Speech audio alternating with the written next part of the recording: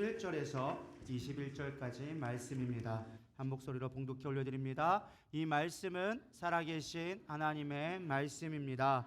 나는 선한 목자라. 선한 목자는 양들을 위하여 목숨을 버리거니와 삭구는 목자가 아니요 양도 제 양이 아니라. 이리가 오는 것을 보면 양을 버리고 달아나나니 이리가 양을 물어가고 또 해치느니라. 달아나는 것은 그가 삭군인 까닭에 양을 돌보지 아니함이나 나는 선한 목자라. 나는 양을 알고 양도 나를 아는 것이 아버지께서 나를 아시고 내가 아버지를 아는 것 같으니 나는 양을 위하여 목숨을 버리노라. 또 이 우리에 들지 아니한 다른 양들이 내게 있어 내게 인도해야 할 터이니 그들도 내 음성을 듣고 한 무리가 되어 한 목자에게 있으리라. 내가 내 목숨을 버리는 것은 그것을 내가 다시 얻기 위함이니 이로 말미암아 아버지께서 나를 사랑하시느니라. 이를 내게서 빼앗는 자가 있는 것이 아니라 내가 스스로 버리노라. 나는 버릴 권세도 있고 다시 얻을 권세도 있으니 이 계명은 내 아버지에게서 받았노라 하시니라. 이 말씀으로 말미암아 유대인 중에 다시 분쟁이 일어나니 그 중에 많은 사람이 말하되 그가 귀신 들려 미척건을 하고 어찌하여 그 말을 듣느냐 하며 어떤 사람은 말하되 이 말은 귀신 들린 자의 말이 아니라 귀신이 맹인의 눈을 뜨게 할 수 있느냐 하더라. 아멘. 네, 자리에 앉으셔도 되겠습니다. 어느덧 에고 에이미 시리즈의 네 번째 시간, 가장 절정의 시간으로 치닫고 있습니다. 반복적으로 이렇게 계속적으로 이 에고 에이미 시리즈를 하고 있는데요. 조금 정리해서 드리면 신앙생활을 잘 하려면 무엇보다 중요한 게 저는 예수님을 잘 아는 것이라고 믿습니다. 예수님을 잘 알기 위해서는요, 누구보다 예수님이 직접 말씀하신 것들을 들을 때 우리는 예수님이 어떠한 분인지를 잘 알 수 있을 것 같습니다. 예수님은 자기를 나타내기 위해서 7가지 자기 선언을 통하여줘서 나는 하나님인데 이러한 하나님이야 라고 하면서 우리에게 설명해 주시는 것이 오늘 계속적으로 시리즈 하고 있는 에고 에이미의 시리즈입니다. 하나님을 잘 알고 예수님을 잘 알 때 그분이 어떤 분인 줄 알 때 우리의 신앙은 흔들리지 않고 온전하게 주님 앞에 나아가게 되리라 믿습니다. 첫 번째가 뭐였죠?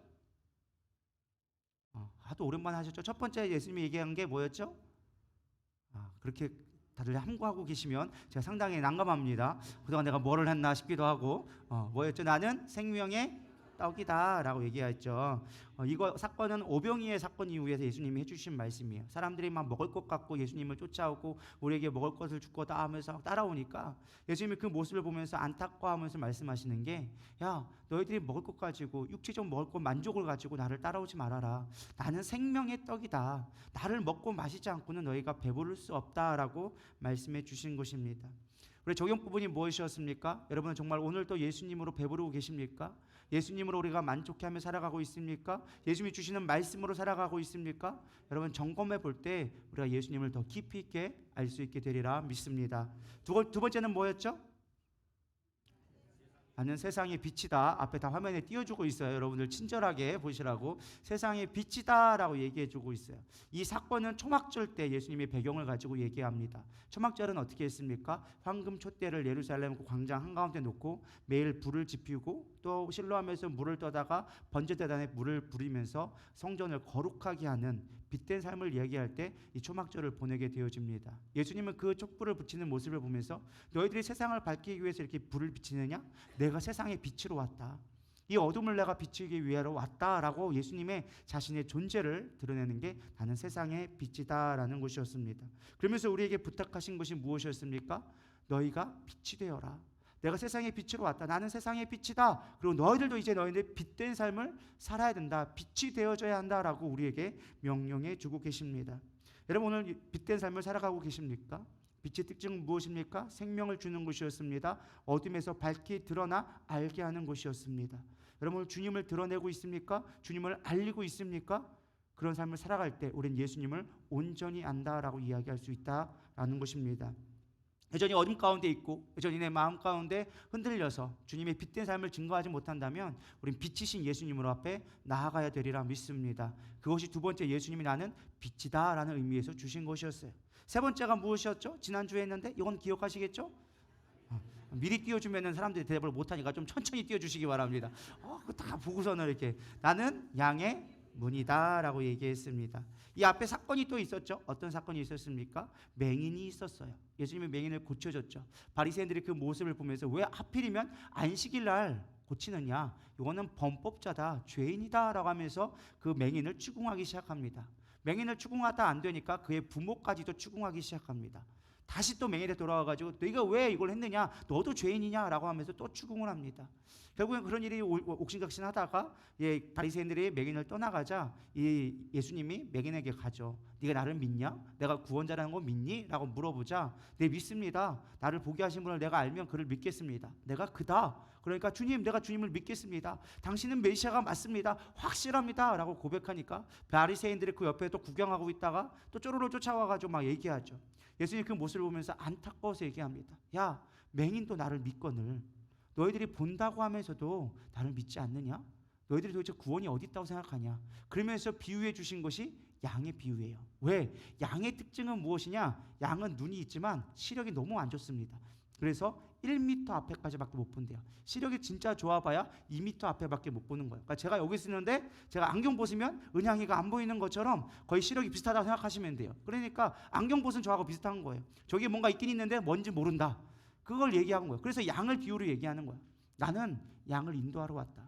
그래서 양은요, 항상 목자는 그 양의 1, 2m 앞에서 인도해서 가는 게 목자의 모습이라고 얘기합니다. 그 모습을 비유해 주면서 너희들 진짜 양과 같다. 양과 같다. 내가 양을 인도하러 오지 않았느냐. 그래서 나를 통하여서 가지 않고는 구원받을 자가 없다. 너희들 구원을 믿느냐? 그러면 나는 그 양들을 인도하기 위해서 내가 온 거다. 보지 못한 자를 위해서 내가 왔다. 근데 니들은 본다고 하면서도 왜 계속 딴짓거리만 하고 있냐? 왜 오히려 믿는 자들을 방해하고 있느냐? 책망하시면서 주신 말씀이 바로 양의 문이에요. 그러면서 주인의 가장 큰 특징이 하나 있죠. 뭐예요? 양은 주인의 음성을 듣는다. 비록 보지 못하지만 너희들이 그 음성을 듣게 될 것이다 라고 이야기해 줍니다. 그래 적용한 부분이 있었죠. 여러분 주의 음성을 듣고 계십니까? 주님을 따라가고 있습니까? 주님을 문으로 삼아서 주님 안에 거하고 우리 안에서 교회 안에서 그 영적인 보호함을 받고 계십니까? 그것이 예수님이 우리에게 주신 양의 문의 의미였습니다. 너희들 정말로 내 안에 거하느냐? 정말로 내가 너의 구원자가 되어지느냐? 정말로 내가 나의 음성을 듣느냐? 그것이 양의 문이 가르쳐 주신 예수님의 자기 선언이었습니다. 오늘은 네 번째 뭘까요? 나는 선한 목자다.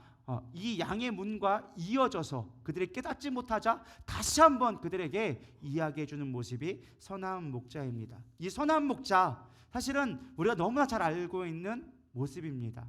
제가 인터넷 검색을 해서 예수님이라고 치잖아요. 아마 여러분들 이 그림들을 많이 봤을 겁니다.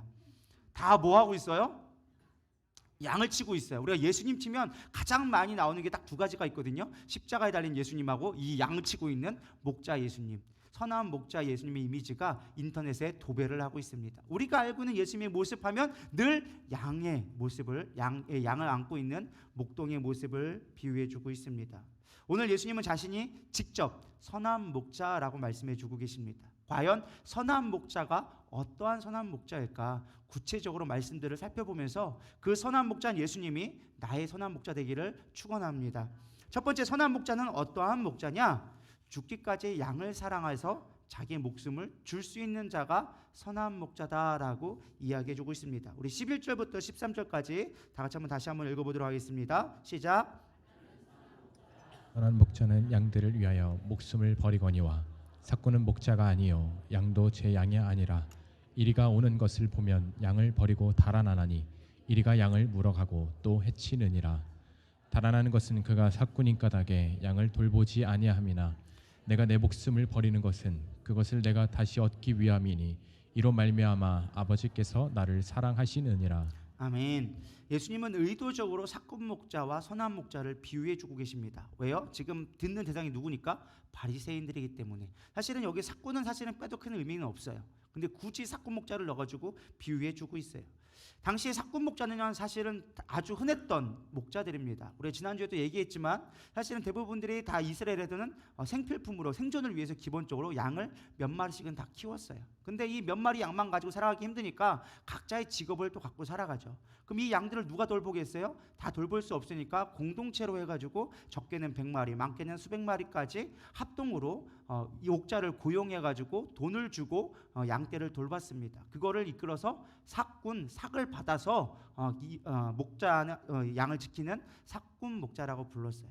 사실 이 삭군 목자는 우리가 아무리 우리 양을 잘 돌보고 귀하지만 양은 양이거든요. 여러분들 애완동물을 키우잖아요. 예를 들어 집에서 개를 키워요. 개가 아무리 사랑스럽고 아무리 귀해서 개모차를 끌고 다니고 아무리 비싼 음식을 준다 할지라도 개가 아프다고 여러분들의 신장을 쪄주거나 하진 않습니다. 자신의 우리의 목숨을 주지는 않아요. 왜? 양은 약이니까. 믿으십니까? 당시에도 마찬가지였어요. 물론 재산적인 가치로도 있었지만 그들은 어떤 우리가 말하는 반려견처럼 애완동물로서 많이 하던 양들을 키워갔습니다. 자기의 가족처럼 여겼지만 그러나 이 삭군 목자는 자기의 목숨이 아무리 이들이 귀하고 내가 돈을 받고 보수를 하지만 이리가 오면 자기 목숨 사는 게 더 중요하지 않겠습니까? 그러니까 당연히 이리가 오면 버리고 가는 게 당연한 이치였습니다. 그거 갖고 사람들이 누구도 뭐라고 하지 않았습니다. 그게 당시 문화였는데 예수님은 일부러 고의적으로 비유를 해주는 거예요. 삭군 목자는 이리가 오면 도망가지 않느냐, 니들도 다 알지 않느냐라고 얘기하는 거예요. 그러면서 비유를 얘기한 거죠. 바리새인들에게. 너희들은 원래 목자인데 삭군 목자라서 위기가 왔을 때 양떼 다 버리고 도망가잖아. 근데 나는 안 그래. 나는 양떼를 위해서 기꺼이 내 목숨을 던져줄 각오가 있어. 그게 바로 나의 모습이야 라고 하면서 대조적으로 사실은 일반적이지 않은 목자의 모습을 예수님은 의도적으로 이야기해주고 있다라는 것입니다. 사실 이 말을 듣고 바리새인들은 화가 났겠죠. 뻔한 이야기지만 그들을 대놓고 이야기하면서 니들은 목자의 자격이 없어라고 비난하니까 화가 났을 것입니다. 그러나 예수님이 진짜 이 이야기를 해주신 것은 그들을 조롱하기 위해서 그들을 책망하기 위한 것도 있지만 더 진짜 중요한 건 예수님의 사명 때문에 그분이 왜 이 땅에 오셨는지를 명확하게 드러내주기 위해서 이 비유를 한 것이다라는 것입니다. 목자는 양을 위하여서 죽으러 왔다. 예수님이 이 땅에 오신 이유가 죽으러 왔다라는 거예요. 내가 죽으러 왔다. 그리고 중요한 건 뭐예요? 다시 살아나기 위해서 십자가와 부활을 이야기해 주고 싶어서 사실은 더 추가적으로 선한 목자를 비교해 준 것입니다. 이 구원의 가장 근본적인 목적이 무엇이냐? 왜 우리를 위해서 죽어주시기까지 하느냐? 구원의 목적이 뭐냐라고 얘기했을 때 근본적인 그 성품이 하나님이 사랑이기 때문에 그렇습니다. 내가 너희를 사랑하기 때문에 너희를 구원해 줄 수밖에 없어. 너희들이 죄 가운데 있는데 죽을 수밖에 없기 때문에 내가 너희를 구원하기 위해서 나는 죽으러 왔어 라는 것을 이야기해 주려고, 나는 선한 목자이기 때문에 양을 위하여 죽을 수 있다라고 이야기해 주시는 것입니다. 그래서 우리가 잘 알고 있는 요한복음 3장 16절 말씀 있죠. 하나님이 세상을 이처럼 사랑하사. 하나님이 세상을 너무나 사랑했다라는 거예요. 우리를 너무나 사랑해 주셨다라는 거예요. 로마서 5장 8절에서 바울은 이렇게 고백합니다. 우리가 아직 죄인 되었을 때 그리스도께서 우리를 위하여 죽으심으로 하나님께서 우리에 대한 자기의 사랑을 확증하셨느니라. 뭐를 확정했다고요? 사랑을 확증했다. 내가 죽어짐으로 말미암아 내가 너를 사랑한다라는 것을 확증했다. 보여줬지 않느냐? 이거만큼 확실한 증거가 어디 있느냐? 내가 너를 위해 죽은 것만큼 내가 너를 사랑한다는 걸 증거를 될 만한 게 뭐가 있느냐? 내가 다른 거 다 줘도 그 사람 위해 죽지 못하면 사랑한 것이 아니다. 근데 내가 너를 위해서 내 목숨까지도 줄 만큼 내가 너를 사랑한다. 이렇게 얘기하고 계신 것입니다. 예수님은 그런 목자로서 우리를 위해서 목숨까지 주실 분으로 사랑하시는 분이라고 이야기하고 싶었던 것입니다. 저는 본문을 묵상하면서 하나님이 나를 사랑한다는 표현을 다시 한번 진지하게 묵상하게 되어졌습니다. God loves you. 하나님이 당신을 사랑합니다. 너무나 익숙하고 당연한 말이고 일상적인 고백처럼 들려집니다. 그러다 보니까 별 감흥이 없어요. 목회를 하면서도 목사로서가 아니라 하나님의 자녀로서도 사랑한다는 표현이 뭐 좋은 말이지만 그거에 대한 솔직히 우리의 반응들은 어떻게 보면 냉혈할 만큼 싸늘할 때가 많다라는 것입니다. 부모가 나를 사랑한다고 말해주면 사실 자녀들은 별 시답지 않게 얘기합니다. 예를 들어서 우리 유집사님이 있는데 승민이한테 엄마가 너 사랑해 라고 하면 승민이가 어떻게 할까? 반응할까요? 엄마 나도 사랑해 하면서 막 할까요? 승민아 그러니? 반이 난감하죠. 왜 이런 걸 난감하게 물어보나 그런 눈으로 보고 있는데 사실 우리가 그런 것 같아요. 부모님이 나를 사랑한다고 해도 우리는 그냥 그런가 보다 하고 넘어가는 것 같아요. 하나님이 나를 사랑한다고 해도 우리는 당연하게 뭐 그렇지 하나님 나를 사랑하지 그래서 나를 구원해 주셨지 그냥 일반적인 것들로 끝나게 되어지는 것 같아요. 주님이 나한테 물어봅니다. 내가 나를 사랑하느냐 물어봤을 때 우리는 늘 고민해요. 사랑할 이유를 너무나 찾기 시작합니다. 내가 주님을 사랑해야 될 이유를 찾기 시작하는 거예요. 주님 내가 좋은 집을 주면 주님을 사랑해 볼게요. 주님, 좋은 차를 주면 내가 주님을 좀 더 사랑해 볼게요. 내가 원하는 거 이루어지면 내가 조금 더 사랑해 볼 수 있도록 노력해 볼게요. 우리는 그렇게 늘 고민하고 주님하고 타협하는 것 같습니다. 그 유일한 주님이 우리를 사랑하냐고 물어보면서 부탁하신 단 하나의 사랑, 내 이웃을 내 몸과 같이 사랑하라는 그 명령을 우리는 늘 조건부로 따집니다. 내가 여유 있으면, 내가 준비되어지면, 내가 성장하면 그때 사랑해 볼게요 라고 늘 우리는 얘기할 때가 있습니다. 여러분 어떠합니까? 정말 주님을 사랑하고 계십니까? 주님을 우리 위해서 목숨까지 내어주면서 나는 선한 목자다, 나는 너를 위해 죽으러 왔다까지 얘기해 주시면서 내가 정말 나를 사랑하냐고 물어볼 때 우리는 뭐라고 대답하겠습니까? 저는 그 모습을 보면서 과연 내가 정말로 주님을 사랑한다고 고백할 수 있을까? 주님 앞에 섰을 때 내가 정말로 주님이 부탁하신 것, 내 이웃을 내 몸과 같이 사랑하는 그 말에 내가 얼마나 충성되었다라고 말할 수 있을까? 좀 깊이 있게 묵상하게 되어졌습니다. 그러면서 이런 생각이 들었어요. 나는 과연 선한 목자가 될 수 있을까? 여러분은 선한 목자가 될 수 있다고 생각하십니까? 선한 목자란 말이 뭐예요? 누군가를 위해서 죽어줄 수 있냐는 거예요. 내 이웃을 위해서 죽어줄 수 있냐는 거예요. 그럴 때 선한 목자라고 얘기하거든요. 여러분 그럴 수 있을까요? 이렇게 어려운 걸 질문하고 그러시나, 그죠? 저는 정답은 될 수가 없다고 생각합니다. 우리는 누군가를 위하여져서 목숨을 버릴 수가 없는 존재입니다. 되게 이기적이고 나밖에 모르는 사랑을 하는 게 우리들의 육체적인 한계예요. 요한복음 15장 12절에서 15절 이렇게 얘기합니다. 내 계명은 곧 내가 너희를 사랑한 것 같이 너희도 서로 사랑하라 하는 이것이니라. 사람이 친구를 위하여 자기 목숨을 버리면 이보다 큰 사랑이 없나니. 예수님이 왜 이 말씀을 하셨을까요? 저는 묵상하는 가운데 이렇게 생각했어요. 사실 이 말씀은 어떻게 보면 우리가 사람의 친구를 위하여서 목숨을 버려라 라고 이야기하는 것처럼 들리지만 사실 이 말씀을 깊이 있게 묵상하면 그런 의미가 아닌 것 같더라고요. 어떤 의미냐? 친구를 위하여서 목숨 버리는 그 사랑은 정말로 큰 사랑이다. 내가 너희를 위해서 그렇게 큰 사랑을 주었다라는 의미지 너희 보고 같이 죽어라 라는 말이 아니거든요.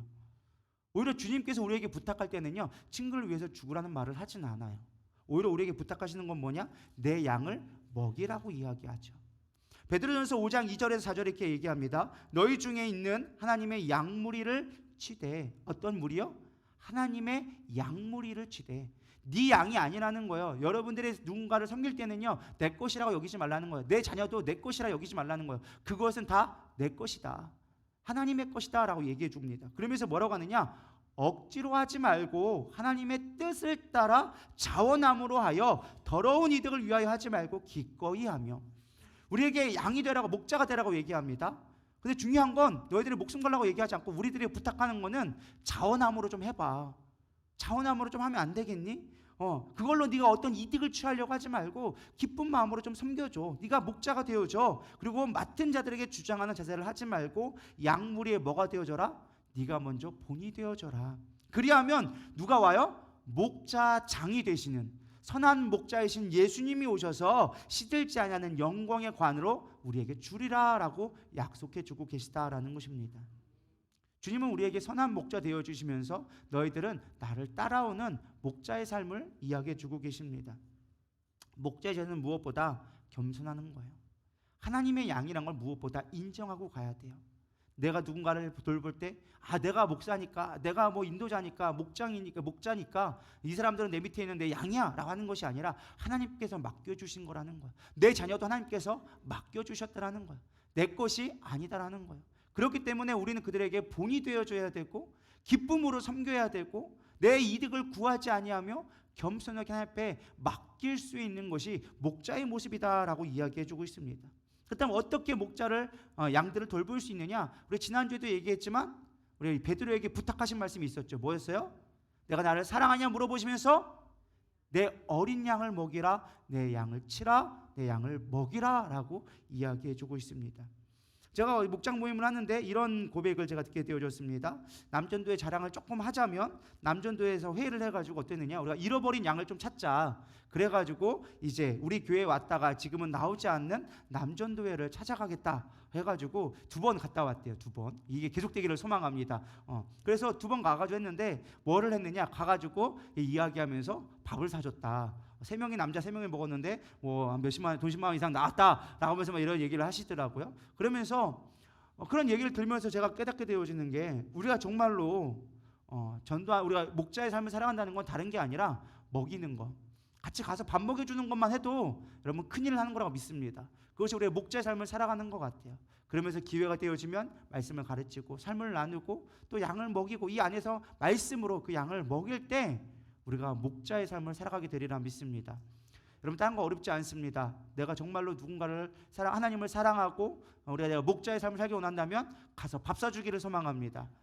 전 세계에서 유일하게 인사가 밥 먹었냐고 물어보는 나라가 우리나라밖에 없습니다. 다 뭐 건강하십니까? 뭐 아니면 뭐 잘 지냈어? 뭐 이런 말을 해도 밥 먹었어가 인사되는 나라는 우리나라밖에 없는 것 같아요. 그래서 우리나라는 밥 먹었어가 다 통합니다. 우리 밥 좀 먹자. 부모가 애들 오면 항상 하는 말이 뭐예요? 밥은 먹고 다니냐? 밥은 먹었냐? 이게 모든 말이 다 포함되어 있어요. 밥 먹었냐 하나면 다 끝나는 거예요. 거기 안에 사랑한다, 뭐 잘 있느냐, 뭐 필요한 거 없느냐 이런 말이 다 포함되는 게 뭐예요? 밥 먹었냐? 그래서 여러분은 밥을 잘 사주기를 소망합니다. 물론 요즘에 밥값이 올라서 뭐 15,000원 미만짜리 별로 없긴 하지만 그래도 우리가 커피 마시는 거 한두 잔만 절약하면 얼마든지 밥 사주리라 믿습니다. 꼭 좋은 뷔페 가야 되고 좋은 뭐 스테이크를 잘라야지만 좋은 게 아니라 간단하게 칼국수 하나 먹어도 우리가 충분히 좋은 목자가 될 수 있으니까요. 여러분 사랑하는 사람 누군가가 돌보고 싶다 한다면 뭐 해줘라? 밥 사 먹여라. 더 좋은 건 뭐다? 집에 가서 밥 해 먹여라. 그게 최고예요. 집에 가서 밥 먹어주면 되게 친해집니다. 이제 넌 우리 집에 초청한 사람이야. 넌 특별한 사람이야. 내가 너를 불렀어. 우리 집에 불렀어 하면은 되게 친절한 거예요. 되게 그 안에 깊은 의미가 담겨져 있습니다. 그래서 그냥 조금 친해지고 싶다 하면 나가서 밥 먹으면 되고요. 진짜 친해지고 싶다 집에 가가지고 라면이라도 끓여주면 돼요. 라면이라도 특별하게 되어지니까 여러분 그렇게 밥을 먹일 수 있기를 소망합니다. 별로 아멘들이 없으시네요. 그렇게 밥 한 끼가 아깝습니까? 밥 한 끼 그렇게 없어요? 없으면 얘기해 주세요. 제가 밥값 드릴 테니까 15,000원. 할렐루야. 그럼 진짜 올라. 진짜면 무서운데. 진짜면 무섭죠 이제. 어쨌든 밥 사주기를 소망합니다. 정말로 오시면 정말 내가 없다, 지갑에 15,000원이 없다 하신 분들은 제가 기꺼이 드리도록 하겠습니다. 그 정도는 드릴 만한 여유가 될 것 같아요. 뭐 그래봐 여기 오버 하면 10명 밑에겠죠. 뭐 15만 원이면 뚱치겠죠. 뭐 어쨌든 그렇게 여러분들 밥 사주시면 우리가 선한 목자이신 주님을 잘 따라가게 되리라 믿습니다. 두 번째 선한 목자는 어떠한 목자냐? 양을 잘 알고 있다라는 것입니다. 우리 14, 15절, 우리 27절 읽어보겠습니다. 시작.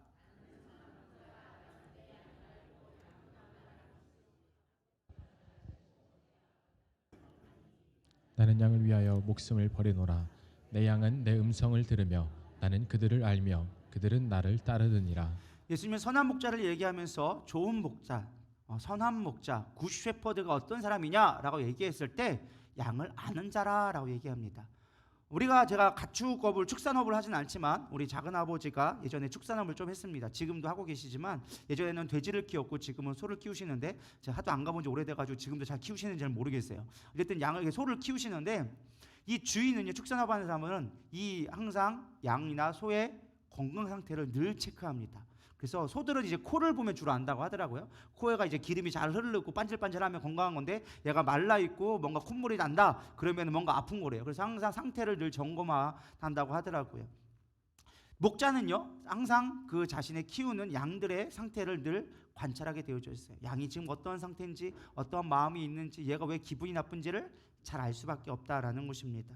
하나님도 마찬가지예요. 늘 우리를 주목하고 계시고 우리의 상태를 누구보다 어쩌면 나보다 또 더 잘 알고 계시는 분이 하나님이시다라는 것입니다. 마태복음 19장 30절에 보면 이렇게 나옵니다. 너희에게 머리털까지 다 세신 바 되었나니. 우리의 머리털 하나까지도 다 세실 만큼 우리에게 관심이 많으시고 다 우리를 살펴보고 계신다라는 것입니다. 이 설교를 했더니 어떤 분이 되게 위로를 받았다고 그러면서 주님이 나는 탈모가 되고 있는데 주님이 이 머리카락까지 다 세신 바 되신다고 얼마나 감사한지 모르겠다고. 우리들은 머리카락 잘 많아서 모르지만 탈모가 심한 분들은 이 머리카락 하나가 참 소중하다고 얘기하더라고요. 그러면서 주님이 그 머리카락 하나까지 소중한 것까지 세고 계신다고 참 놀라운 은혜의 하나님이라고 별 이상한 포인트에서 은혜를 다 받으시는데 어쨌든 여러분은 그렇게라도 은혜 받기를 소망합니다. 그래서 저는 참 생각한 게 설교도 참 하지만 다양하게 듣는다는 걸 깨닫게 됐는데 어쨌든 우리의 그 일거수일투족을 다 보고 계시다라는 것입니다. 심지어 이사야서 49장 14절에 16절에 이렇게 얘기하고 계십니다. 오직 시온이 이르기를 여호와께서 나를 버리시며 주께서 나를 잊으셨다 하였거니와 주님 나를 잊으셨습니까? 나를 왜 몰라주십니까? 나 왜 안 보고 계세요? 라고 얘기할 때 주님이 뭐라고 얘기하시냐? 야 여인이 어찌 그 젖먹는 자식을 잊겠으며 자기 태에서 난 아들을 긍휼히 여기지 않겠느냐? 그들은 혹시 잊을지라도 나는 너를 잊지 아니할 것이다. 내가 너를 내 손바닥에 새겼고 너의 성벽이 항상 내 앞에 있나니 라고 얘기해주고 있어요. 젖먹이 아이처럼 우리 아이를 키워보신 분들은 다 아실 거예요. 아이가 때가 되어지면 자동으로 젖이 돌게 되어져 있어요. 밥 먹을 때가 되어지고 아이의 울음소리를 들으면 자동으로 뇌에서 반응해서 젖이 돌게끔 만들어진다라는 것입니다. 아이의 때를 만약에 잃어버려서 먹이지 않으면 이제 젖이 불기를 시작하죠. 그거를 짜주지 않으면 그때부터 젖몸살이 오게 되어지고 고통스럽게 되어지는 거예요. 그래서 어머니는 자녀를 절대로 잊을 수가 없어요. 왜? 때가 되면 자동으로 아플 수밖에 없고 젖이 뿌는 것을 느낄 수밖에 없기 때문에 늘 그렇게 자녀가 가까이 있을 수밖에 없다. 내가 너를 잊을 수 없다라고 비유적으로 말씀해주고 계시다라는 것입니다. 너희는 나를 잊을지언정 나는 너희를 주목하고 있고 너를 보고 있고 너를 알고 있다라고 말씀해 주신 것입니다. 여러분 주님이 우리를 아신다고 불러주신 것에 얼마나 감동하고 반응하고 있습니까? 저희 집에 구피를 키우고 있습니다. 한 1년 넘게 키우고 있는데요.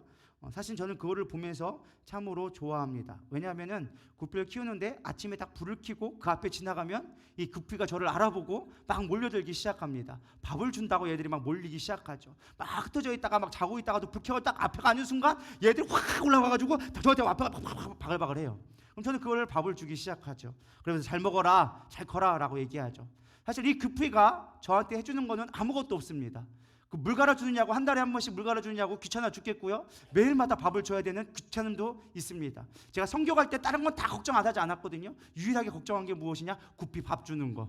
그래서 구층에 부탁을 했습니다. 우리가 가는 동안 우리 구피에게 여러 가지의 밥을 주십시오라고 부탁을 하면서 제가 구피를 줬습니다. 자, 구피는 저를 위해서 단 1원도 어떤 것도 해주지 않습니다. 그들을 사실 제가 저 알죠. 본인들의 이제 생존을 위해서 그냥 몰려오는 것뿐이고 습관에 되어져서 학습화되어져서 그냥 오는 걸 저는 잘 알고 있습니다. 그럼에도 불구하고 그들이 저를 보고 있는 듯한 눈초리로 보고 있으면 저는 그 눈빛에 반해서 그래 어서 먹어라 하면서 또 밥을 주게 되어지죠.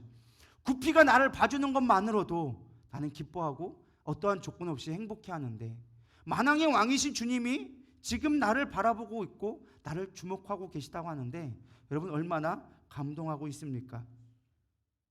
저는 그 말씀을 묵상하면서 참 많은 생각을 하게 되어졌어요. 어떤 집사님은 그렇게 제가 밥을 주니까 그거 고추장 발라야 한입 거리도 안 되는데 뭘 그렇게 애쓰고 있냐고 막 얘기하더라고요. 그래서 그래도 나에게 사랑을 준다고 그러면서 사실은 위로를 받고 있는데 만왕의 왕이신 주님이 우리를 그렇게 바라보고 있는데 모든 것을 감당해 주실 그분이 나를 위해 생명을 주실 분이 나를 바라보고 있다는데 여러분 얼마나 위로를 받고 계신가요? 우리 세상 사람이 나를 조금만 알아주면 그거에 넘어가가지고 오장육부를 다 빼줍니다.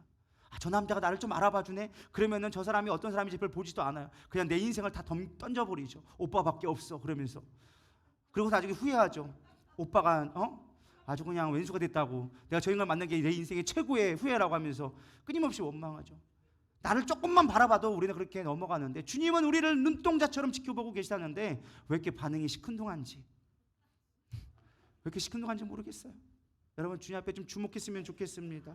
김춘주 시인의 꽃 제가 수없이 많이 우리가 했었지만 그거 불러볼 때마다 참 이름이 되는 은혜가 되는 것 같아요. 내가 그 이름을 불러주기 전에는 그는 다만 하나의 몸짓에 지나지 않았다. 내가 그 이름을 불러주었을 때 그는 나에게로 와서 꽃이 되었다. 내가 그의 이름을 불러준 것처럼 나의 이 빛깔과 향기에 알맞는 누가 나의 이름을 불러다오. 그에게 가서 나도 그의 꽃이 되고 싶다. 우리들의 모든 무엇이 되고 싶다. 나는 너에게 잊혀지지 않는 하나의 눈짓이 되고 싶다. 아름답지 않습니까? 감성들 다 메말라가지고 시를 읽어도 아이고 그냥 신가 보다 하고서는 넘어가고 있으면 아니 되리라 믿습니다. 신을 시로 받아들일 수 있어야 돼요. 주님이 나를 그렇게 불러준다는데 원영아 불러주고 다윗아 모세야 아브라함아 그 불러주신 주님이 지금 여러분들을 불러주고 계시는데 별 감흥이 없다면 나는 주님의 꽃이 될 자격이 없다라는 거예요. 주님은 아무 조건 없이 우리를 불러주고 계시다라는 거예요. 내가 너를 불러준다. 네가 아무 존재가 아니었지만 내가 너를 불러줌으로 너는 나에게 특별한 존재가 되어졌다. 주님 그렇게 우리를 알아준다는 거예요. 우리 지난주에 얘기했잖아요. 양은 목자의 음성을 듣고 그 이름을 각각 불러주신다. 여러분 그 이름의 부름에 응답할 수 있기를 소망합니다. 근데 중요한 게 주님이 우리를 안다는 표현은요 그냥 안다는 표현이 아니더라고요. 저는 이 말씀을 묵상하면서 저의 목회를 다시 한번 돌아봤습니다. 15절을 한번 보겠습니다. 아버지께서 나를 아시고 내가 아버지를 아는 것 같으니 라고 얘기합니다. 여러분 아무 생각 없이 읽으니까 그냥 그런가 보다, 하나님의 예수님을 알고 예수님이 하나님을 아는가 보다 넘어가지만, 사실 예수님은요 하나님이시기 때문에 알 필요가 없어요. 그분이 그냥 하나님이세요. 근데 굳이 표현을 합니다. 하나님이 나를 아는 것처럼, 나도 하나님을 아는 것처럼 내가 하나님이 너를 안다, 내가 너를 안다라고 표현해 주고 계세요. 여러분 이 말씀이 무슨 말씀을 의미할까요? 사실 이 말씀은 하나님에게 필요한 말씀이 아니에요. 우리에게 주신 말씀이에요. 너희들이 양떼를 치기 원하니? 너희들이 목자의 삶을 살기 원하니? 그렇다면 양의 마음을 알아야 된다라고 얘기해 주고 계시는 거예요. 내가 하나님이 나를 아는 것처럼, 내가 하나님을 아는 것처럼 너희도 양을 돌볼 때는 그들의 마음을 볼 수 있어야 돼라고 사실은 우리에게 권면하는 말씀으로 제게 들려지기 시작했습니다. 우리가 정말로 양떼를 돌보기 원하고 주님을 따라가는 자, 팔로워가 되기 원한다면 우리는 양떼에게 마음을 두어야 되리라 믿습니다. 잠언 27장 23절은 이렇게 얘기합니다. 내 양떼의 형편을 부지런히 살피며 내 소떼에게 마음을 두라. 제가 목사가 되어지고 깨닫게 되는 것이 무엇이냐? 제가 정말로 관심 있게 보는 성도들에게는 하나님이 그 마음을 알게 한다라는 것을 깨닫게 되어졌습니다. 저 성도를 위해 기도하다 보면 그의 영적인 상태, 그의 마음의 상태를 저에게 알려주실 때가 있어요. 뭐 자주 있는 건 아니지만 종종 알려주실 때가 있어요. 그러면 관심 있게 보게 되어지고 이게 힘들겠구나, 이게 아프겠구나, 저들의 삶을 보니 이게 참 어렵겠구나, 그 마음이 되는 거예요. 오빠 맴이 내 맴이 되고 내 맴이 오빠 맴이 되어지는 게 동해지게 된다라는 거예요. 여러분 양떼를 맡길 때는요 그런 마음이 있어야 된다는 거예요. 여러분 그런 사랑하는 자가 있습니까? 여러분 삶 가운데 내가 그렇게 맡겨진 양떼의 마음을 살펴본 적이 있으십니까? 옆에 있는 사람이 아파 죽어도, 내가 아파 죽겠다고 손을 내밀어도 나랑은 상관없어 하고 거절하고 있지는 않습니까? 여러분 그 사람들의 그 옆에 있는 성도들의 아픔을 바라볼 수 있는 자가 되기를 소망합니다. 그들의 위로가 되어줬으면 좋겠습니다. 그게 우리가 목자 되신 주님을 바라볼 수 있는 마음이라는 거예요. 옆에 있는 형제를 사랑하지 못하는데 네가 하나님을 사랑할 수 있다라고 말할 수 있겠느냐? 주님 우리에게 물어보시는 거예요. 옆에 있는 형제들을 사랑하기를 소망합니다. 놀라운 건 뭔지 아세요? 하나님 앞에 우리가 그렇게 섬기고 양떼를 사랑하고 소떼에게 마음을 둘 때 어떠한 축복이 있느냐? 잠언 27장 26절에 이렇게 얘기합니다. 어린 양의 털은 내 옷이 되며 염소는 밭을 사는 값이 되며 염소의 젖은 넉넉하여 너와 내 집의 음식이 되며 내 여종의 먹을 것이 되느니라. 네가 양떼에게 마음을 두게 되어지면 그 양떼로 말미암아 너는 풍성하게 되어진다. 그 양들이 너를 책임지게 되어진다. 이게 목자에게 주시는 하나님의 사명이에요. 목사는요 양떼에게 마음을 두고 양떼에서 나오는 젖과 털을 가지고 살아가는 거예요. 믿으십니까? 목사가 세상을 바라보는 순간 그거는 목자로서 사명을 잃어버리게 되어지는 거예요. 그거는 다만 목사뿐만 아니라 여러분 성도에게도 주시는 말씀입니다. 여러분들에게 양떼가 있기를 소망합니다. 양떼가 없는 목자는요 목자라고 얘기할 수가 없습니다. 전 여러분이 양떼를 소유하기를 소망합니다. 하나님의 사랑하는 자에게는 반드시 양떼를 맡기게 되어져 있습니다. 근데 우리가 사꾼 목자가 되어져서 하나님의 양떼를 맡기셨음에도 불구하고 양떼를 돌보지 않는다면 그럼 우리는 사꾼 목자가 될 수밖에 없는 거예요. 나에게 맡겨진 양떼가 누가 있습니까?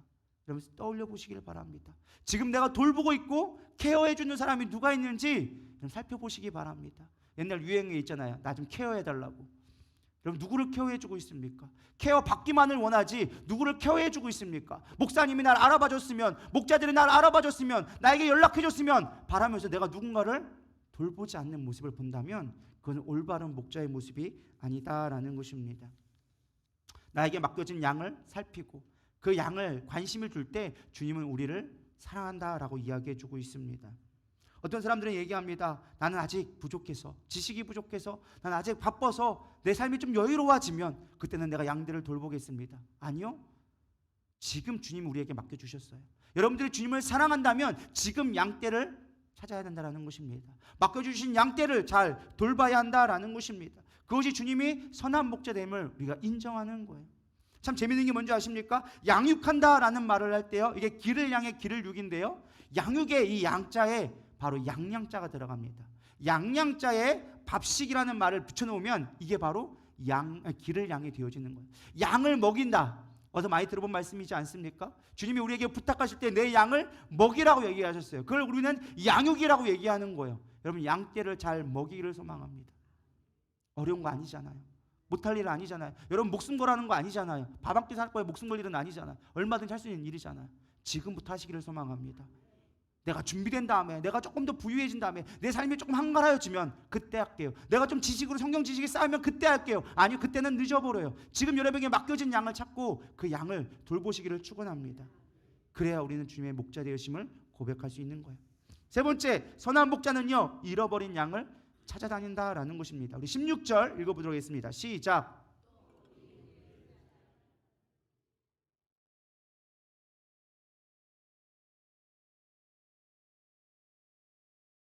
선한 목자의 가장 아름다운 모습은 잃어버린 양을 찾는 데 있다라는 것입니다. 울타리 밖은요, 이방인들을 얘기하는 거예요. 예수님은 얘기합니다. 이 우리에 들지 아니한, 이 우리는 뭐예요? 예루살렘, 이스라엘을 얘기합니다. 이스라엘 밖에 있는 다른 양들을 내게 있어 내가 인도해야 할 터이니. 사실 이 말씀은요, 우리가 아무 생각 없이 읽으니까 별 의미 없게 읽어집니다. 근데 사실은 이 말씀은 어마어마한 예수님의 선언입니다. 실제로 이방인의 선교는 언제 이루어집니까? 예수님이 돌아가시고 십자가에 부활하신 이후에 나중에 바울의 시대가 되어져서 교회가 세워지고 그 뒤에 한참 뒤에 바울의 시대가 되어져야지만 비로소 이방인의 선교가 이루어지기 시작합니다. 당시에 이스라엘은 선민 사상에 가득 차서 우리는 구원받고 이방인들은 지옥의 불쏘시개라고 생각했습니다. 지옥의 땔감이라고 생각했습니다. 우리만 구원받을 수 있다, 저들은 지옥의 땔감이다라고 얘기했던 것이 이스라엘이 갖고 있던 선민 사상이었어요. 근데 예수님은 그들에게 얘기한 겁니다. 저 이방인의 양들도 내 양이다라고 얘기하고 있는 거예요. 놀라운 선언입니다. 이 당시 이스라엘 사람들에게는 생각할 수 없는 놀라운 선언을 예수님이 하고 계신 거예요. 우리 안에 들지 않은 다른 양들을 내가 목자가 되어지겠다. 선한 목자는요, 잃어버린 양을 찾는 것이 선한 목자입니다. 누가복음 15장 4절부터 7절에 이렇게 얘기합니다. 너희 중에 어떤 사람이 양 100마리가 있는데 그 중에 하나를 잃으면 99마리를 들여두고 그 잃은 것을 찾아내기까지 찾아다니지 아니하겠느냐. 또 찾아낸즉 즐거워 어깨에 메고 집에 와서 그 벗과 이웃을 불러 모으고 말하되 나와 함께 즐기자. 나의 잃은 양을 찾아내었노라 하리라. 내가 너희에게 이르노니 이와 같이 죄인 한 사람이 회개하면 하늘에서 회개한 것 없는 의인 99으로 말미암아 기뻐하는 것보다 더하리라. 할렐루야. 주님을 잃어버린 한 영혼을 찾아서 헤매는 것이 선한 목자의 모습이라고 이야기해 주고 있습니다. 여러분, 제가 적용을 해보겠습니다. 여러분들은 잃어버린 양을 찾고 계십니까? 잃어버린 양을 찾고 계십니까? 나는 구원받고 나의 만족과 유익을 위해서 교회 나오고 있지는 않습니까? 주님이 우리를 불러주신 이유가, 우리가 전도해야 될 이유가 어떤 교회의 명령이나 어떤 그것이 교회에서 해야 될 사명이 아니라 존재의 이유가 되어줘야 되리라 믿습니다. 주님 우리에게 말합니다. 교회가 필요한 이유는 복음 증거를 위해서 필요한 것이다. 근데 우리는 착각하고 있는 것 같아요. 내가 구원받고 내 만족을 누리는 것이 구원이라고 생각할 때가 있는 것 같아요. 진짜 구원은요, 복음 증거예요. 여러분, 복음 증거 하기를 소망합니다.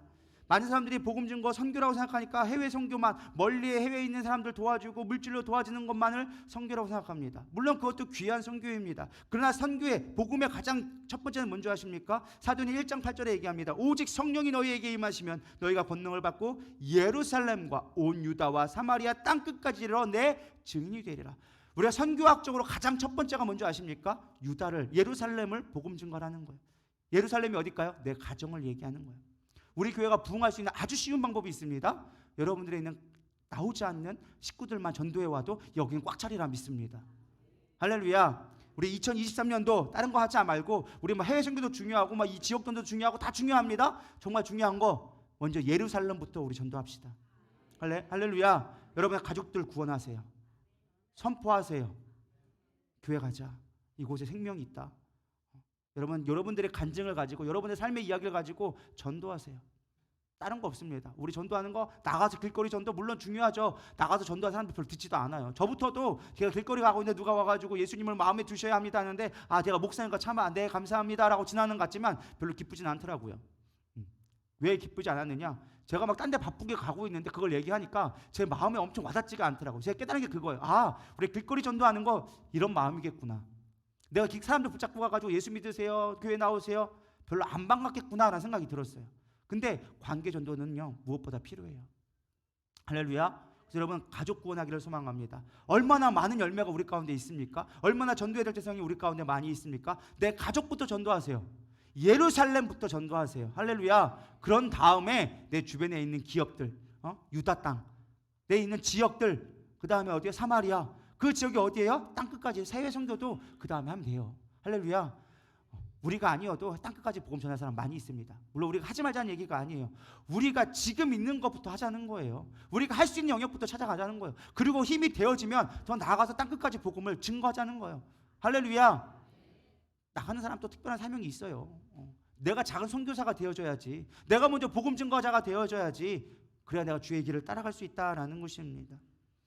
오늘날 이 가족 전도가 참 어려워지고 있습니다. 특별히 한국 땅이요, 이제는 복음화가 필요한 땅이 되어졌습니다. 물론 우리가 불과 10여 년만 해도 한국 땅이 대한민국, 전 세계에서 선교를 가장 많이 하는 나라로 알려졌습니다. 물론 미국이 1위긴 하지만 재정적인 규모나 사람의 선교 파송 숫자로 보면 미국 1위지만 인구 비율로 따진다면 많은 해외 선교를 보냈던 것이 바로 대한민국이었습니다. 근데 지금요 그렇지 않아요.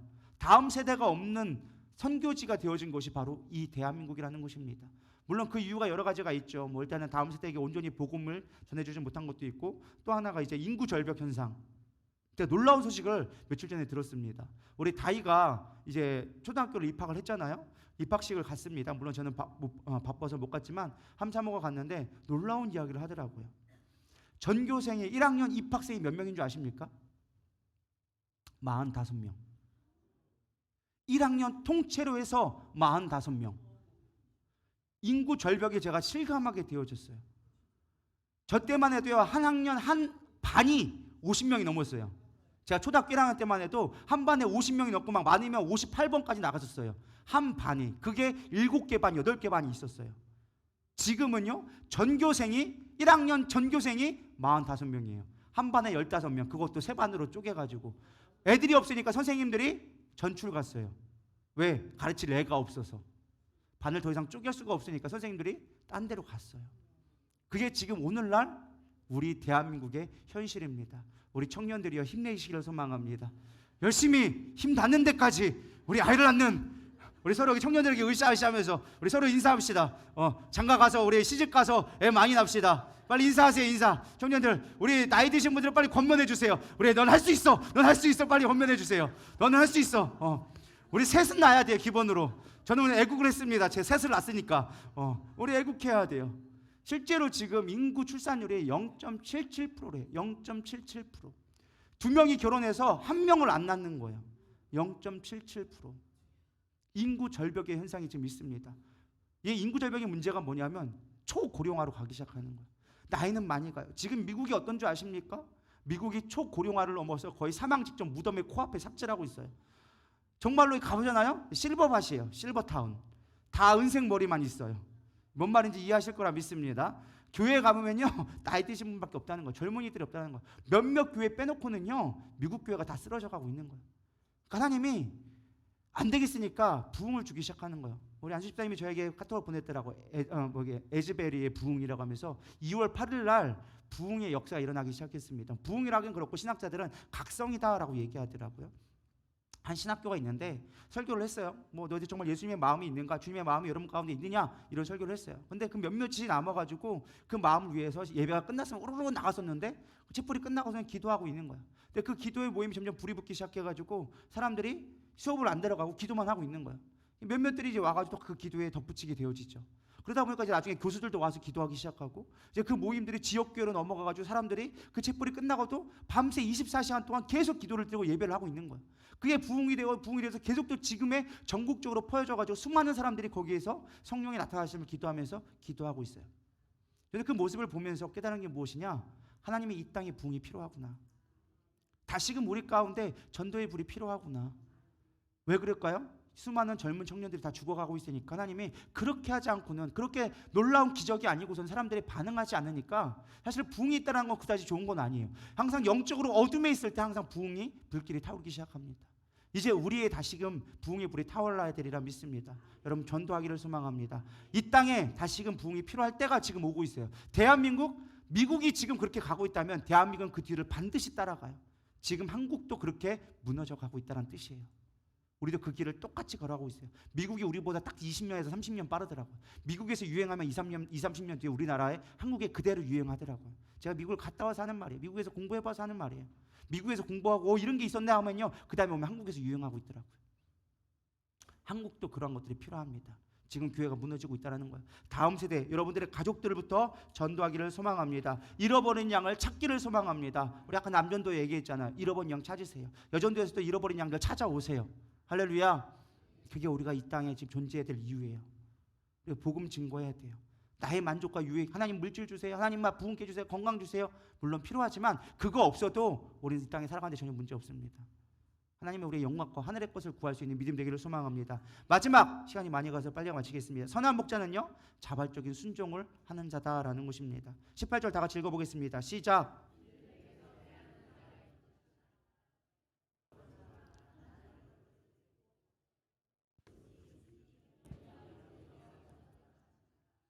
다시 한번 예수님이 얘기합니다. 십자가와 부활을 위해 나는 왔다. 나는 스스로 버릴 권세가 있다. 죽어줄 수 있다. 나는 스스로. 중요한 것도 뭐예요? 내가 다시 얻을 권세도 있다라고 이야기해주고 있습니다. 중요한 건 여기서 버리노라 다시 얻을 권세가 중요한 것이 아니라 스스로라는 말이에요. 자기 자발적으로 순종하는 것이 선한 목자의 비유다라는 것입니다. 저는 이 말씀을 묵상하면서 뭘 생각했느냐, 내가 잘 부르는 찬양, 위대하신 주라는 찬양을 떠올리게 되어졌어요. 그 가사에 2절에 보면 이렇게 나옵니다. 삼위의 하나님, 아바, 성령, 예수라는 예가 나와. 이게 삼위일체 하나님을 얘기해 주는 거예요. 성령 하나님, 성부 하나님, 성령 하나님, 성자 하나님, 삼위일체를 얘기해 줍니다. 그리고 그 뒤에 나눈 말이 어떤 말이 나올까요? 사자와 어린 양이 나옵니다. 여러분, 이 말이 무슨 뜻인지 이해하시나요? 사자와 어린 양, 뭔 말일까요? 우리가 잘 모르고 사실 찬양 부르죠. 사자와 어린 양, 사자와 어린 양 하면서 뭣도 모르고 그냥 좋아하면서 우리가 부릅니다. 근데 이 말은 사실 엄청난 의미를 담고 있어요. 당시에 성경에서 사자는요, 가장 힘 있는 자가 사자였어요. 특별히 왕을 상징할 때 사자를 비유해서 얘기해 줍니다. 그래서 이 사자라는 말은 가장 모든 만왕의 왕이신, 모든 권세를 가진 분을 상징할 때 사자라고 얘기를 해요. 근데 예수님 또 뭐라고 얘기합니까? 어린 양이다. 순전한 어린 양이라. 저 십자가를 지고 가는 어린 양을 보라라고 하면서 요한복음에 나와 있죠. 이게 뭐예요? 자발적으로 그 모든 권세를 가지고 사망을 이길 권세가 있음에도 불구하고 스스로 죽으러 가는 그 모습, 어린 양의 모습을 비유할 때 만왕의 왕이지만 스스로 죽어서 어린 제물 양이 되어지는 그 모습을 비유하는 게 사자와 어린 양이라는 거예요. 사자이면서 모든 권세를 가졌지만 모든 것을 내려놓을 수 있는 진짜 권세를 가진 자, 그게 어린 양의 모습이 사자와 어린 양의 고백이라는 것입니다. 바울은 우리들에게 얘기합니다. 너희들이 이 하나님을 섬기라는 거예요. 이게 목자 되신 분이다 라고 예수님은 우리에게 얘기해주고 있는 거예요. 여러분, 버릴 용기가 있을 때 우리는 다시 얻을 권세가 있음을 여러분 믿으시기 바랍니다. 우리가 선한 목자를 따라가려면 여러분들을 포기할 수 있는 믿음이 있어야 된다 좀 믿습니다. 갈라디아서 5장 13절 14절 이렇게 얘기합니다. 형제들아, 너희가 자유를 위하여 부르심을 입었으나 그러나 그 자유로 육체의 기회를 삼지 말고 오직 사랑으로 서로 종노릇하라. 온 율법은 내 이웃을 사랑하기를 내 자신같이 하라 하신 한 말씀에서 이루어졌느니라. 여기서 얘기해 줍니다. 너희는 자유인이 되어져 있어. 더 이상 얽매일 거 없어. 근데 스스로 종이 되어지라 라고 얘기합니다. 자발적인 순종을 우리에게 요구하십니다. 나는 선한 목자다. 나는 자발적으로 너를 위해 목숨을 버렸다. 너희들이 나를 따라오고자 한다면 너희들 자발적으로 너의 목숨을 버릴 수 있는 믿음으로 나오라는 거예요. 믿음은요, 선을 넘는 거예요. 내가 할 수 있는 영역에서는요, 그건 믿음이 아니에요. 그냥 할 수 있는 거죠. 근데 주님이 우리에게 원하시는 건요, 네 힘으로 하는 것이 아니라 네가 그 선을 넘어서 내가 하는 영역으로 올 때 너희들은 믿음을 인정하겠다는 거예요. 아브라함에게 얘기합니다. 이삭을 바쳐라. 그럼 바칠 수 있겠어요? 내 사랑하는 자녀를 바칠 수 있겠어요? 아니에요. 못 바쳐요. 어떻게 내 생명보다 귀한 그 100세에 낳은 아들을 바치라고 하는데 바칠 수 있겠습니까? 주님은 그때서 비로소 얘기합니다. 바치려고 하는 순간 내가 너의 믿음을 보았다. 기드온의 300용사에게 얘기합니다. 수많은 12,000명이 따라왔지만 다 물리쳐요. 300명의 기드온 용사라고 하니까 그들이 뛰어나서 선택한 것 같지만 그렇지 않아요. 하나님 얘기합니다. 네 손으로 할까 생각할까 봐 내가 300명으로 줄였어. 우리의 믿음은요, 딴 게 아니에요. 우리가 할 수 있다고 여기는 거는요, 믿음이 아니에요. 그냥 하는 거지. 내 의를 드러내는 거지. 진짜 하나님이 원하시는 건요, 내가 할 수 없는 영역 가운데 나아갈 수 있는 것을 믿음이라고 얘기합니다. 오직 의인은 믿음으로 말미암아 살리라. 여러분 진짜 살기 원하십니까? 그러면 믿음의 영역까지 나가야 돼요. 나를 포기할 수 있어야 되는 거예요. 그래서 고린도전서 15장 31절에 바울은 얘기합니다. 형제들아, 내가 그리스도 예수 우리 주 안에서 가진 바 너희에 대한 나의 자랑을 두고 단언하니 나는 날마다 죽노라. 늘 자신의 목숨을 건 믿음의 결단을 하는 거예요. 그럴 때 우리가 그 길을 걸어갈 수 있다는 것입니다. 바울은 이 뒤에 어떤 이야기를 하느냐, 제가 시간이 없어서 짧게 요약하자면 육체를 죽이라고 얘기합니다. 나는 날마다 죽노라 얘기하면서 너희들 부활이 있음을 믿어? 정말로 그분의 권세가 있음을 믿어? 그럼 너희들 육체를 죽일 수 있어야 돼 라고 얘기해 주십니다. 39절, 육체는 다 같은 육체가 아니니 하나는 사람의 육체요, 하나는 짐승의 육체, 하나는 새의 육체요, 하나는 물고기의 육체니라. 야, 각각의 육체의 모습이 있어. 우리의 영적인 것도 그렇다. 너들 육체가 있는 반면에, 몸으로 된 흙으로 된 육체가 있는 반면에 하늘에 속한 하늘의 육체가 있어. 너희들 그거 아니? 영의 육체가 있어. 근데 이 하늘의 육체를 얻기 위해서는 반드시 죽어야 한다. 바울이 얘기해 준 게 그거예요. 너 부활 믿어? 하늘의 육체가 살고 싶어? 영이 살고 싶어? 그렇다면 너의 육체를 죽일 수 있어야 돼. 바울이 그렇게 얘기하면서 내가 날마다 죽노라고 얘기하는 거예요. 그러면서 55절에 이렇게 얘기합니다. 사망아, 너의 승리가 어디 있느냐? 사망아, 내가 쏘는 것이 어디 있느냐? 너도 죽음 두려워하지 마. 사망이 이겼다고 생각해? 아니야. 예수님이 이미 사망에서 우리를 건져내셨어. 우리를 사망에서 이겨내셨어. 그것이 바로 선한 목자라고 얘기하는 거예요. 나는 스스로 버릴 권세도 있지만 스스로 취할 권세도 있다. 그게 예수님의 선한 목자로 오신 분이라고 이야기해주고 있는 거예요. 그러면서 우리에게 요구하는 거예요. 너 믿음으로 나를 따라올 수 있겠니? 제가 학결사를 하고 성도들과 가끔 얘기하다 보면 안타깝지만 저부터도 그런 것 같아요. 대부분의 고민들이 다 무엇이냐? 이 땅의 것들이에요. 이 땅의 것들의 육신적인 것들, 물질적인 것 때문에 믿음이 다 곤두박질을 하게 돼요. 다 모든 사람의 고백이 무엇이냐? 내가 영적인 일을 감당하려고 하고 싶어는 해요. 근데 중요한 건 육체 때문에 영적인 일도 힘들다고 하는 거예요. 육체를 죽이지 못하니까 영의 일이 힘들 수밖에 없는 거예요. 육을 죽이지 못하니까 영적인 걸 바라볼 수가 없는 거예요. 여러분을 책망하는 게 아니라 저부터도 그래요. 육을 죽이지 못해요. 보이는 것들이 더 현실적이 다가와요. 늘 고민할 수밖에 없어요. 주님, 어떻게 해야 됩니까? 바울도 그래서 끊임없이 얘기합니다. 내 안에서 두 법이 싸우고 있다. 하나는 사망의 법이요, 하나는 생명의 법인데 이 사망의 법에서 누가 나를 건져내랴? 우리 마음이 그렇다니까요. 보여지는 것 때문에 우리는 늘 쓰러져요. 넘어질 수밖에 없어요. 이걸 이길 수가 없어요. 근데 주님은 네가 죽을 때 네가 살게 되리라.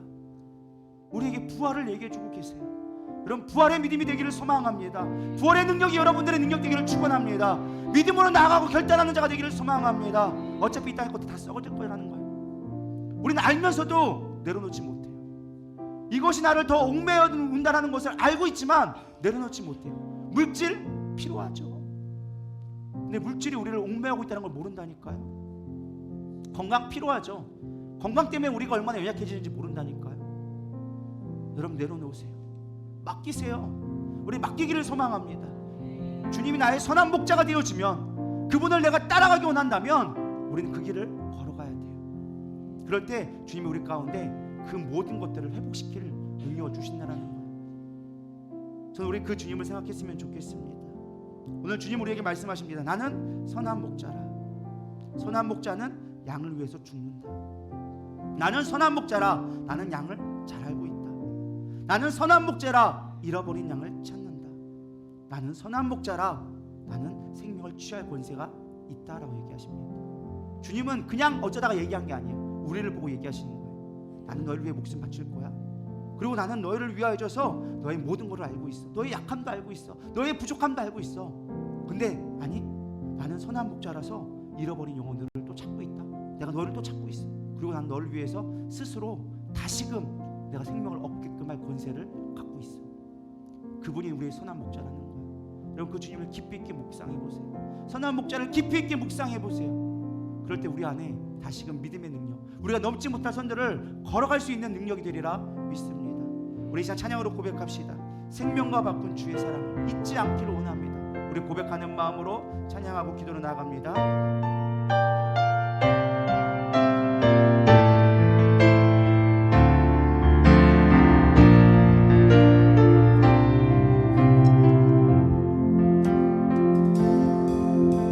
생명과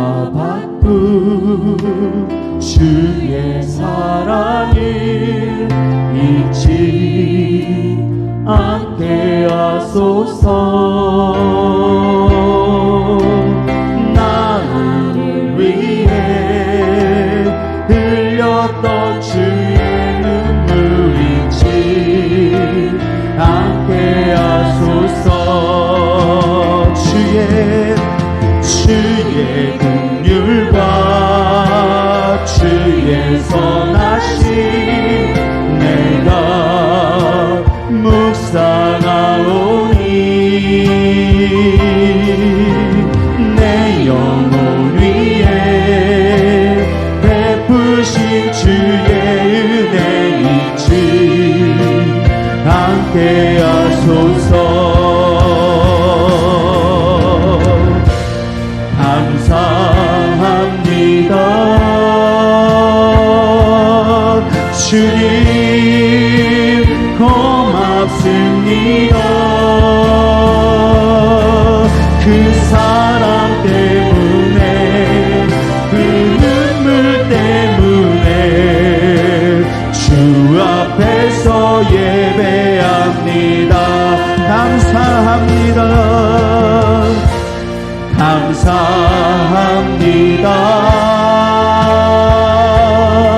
주님, 고맙습니다. 그 사랑 때문에, 그 눈물 때문에 주 앞에서 예배합니다. 우리 이 시간 잠시 기도하며 나갈 때 선한 목자 되신 주님을 깊이 있게 기억했으면 좋겠습니다. 나는 양을 위하여 생명을 바친다. 나는 양을 위하여서 기꺼이 잃어버린 양을 찾는다. 나는 기꺼이 너를 위하여서 목숨을 버릴 수 있다. 이렇게 말씀하신 그 목자, 나를 깊이 알고 계시는 그 목자 되심을 기억하며, 주님, 내가 주님을 따라가겠습니다.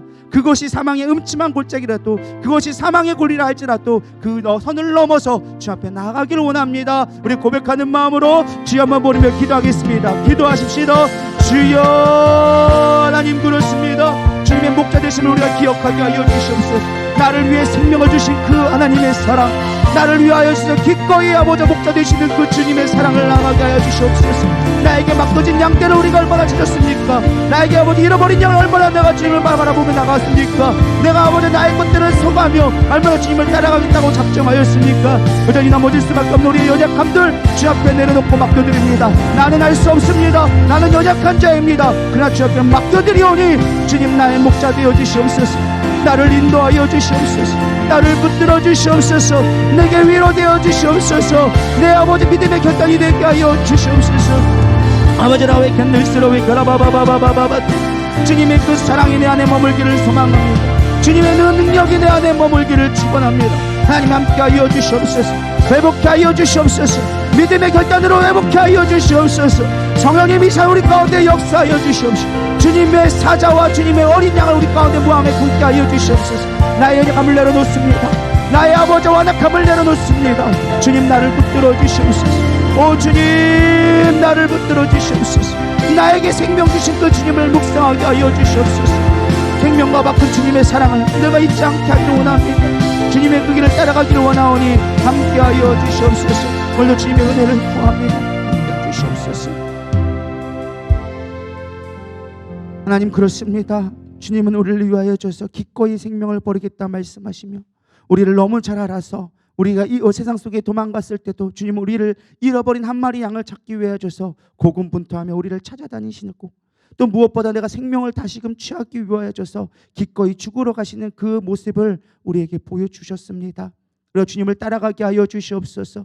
주님을 붙들게 하여 주시옵소서. 우리의 믿음 없음을 용서하여 주시옵소서. 주님을 따라 목자에 대한 사명을 감당하기를 원합니다. 내 양을 먹이라고 말씀하신 것처럼 양떼를 돌볼 수 있는 믿음 되게 하여 주시옵시고, 여러 가지 핑계를 대면서 핑계를 대며 방황하는 것이 아니라 주님 앞에 붙들려져서 나는 할 수 없지만 주님이 주시는 그 아버지의 믿음의 선을 넘어서 아버지 주님을 기쁘게 할 수 있는 자가 되게 하여 주시옵소서. 그로 인하여서 내가 주님으로 기쁨을 누리게 하여 주시옵시고 생명을 얻게 하여 주시옵소서. 밀알이 심어지지 않으면 열매를 맺을 수 없는 것처럼 주님, 내 생명을 주 앞에 드리지 않는다면 내가 어찌 생명을 얻을 수 있겠습니까? 주의 길을 따라가게 하여 주시옵시고 그 길에 있어서 힘들고 어렵다 할지라도 주님만 바라보고 나가는 참된 믿음의 성도들 될 수 있도록 인도하여 주시옵소서. 이제는 우리 주 예수 그리스도의 은혜와 하나님의 무한하신 사랑과 성령님의 내주 교통이 이루어하심이 예수님을 참된 선한 목적으로 인정하며 그 길을 따라가기 원하는 이들 위해, 이들의 가정과 사업 위에 이제로부터 영원토록 함께 있을지어다. 아멘.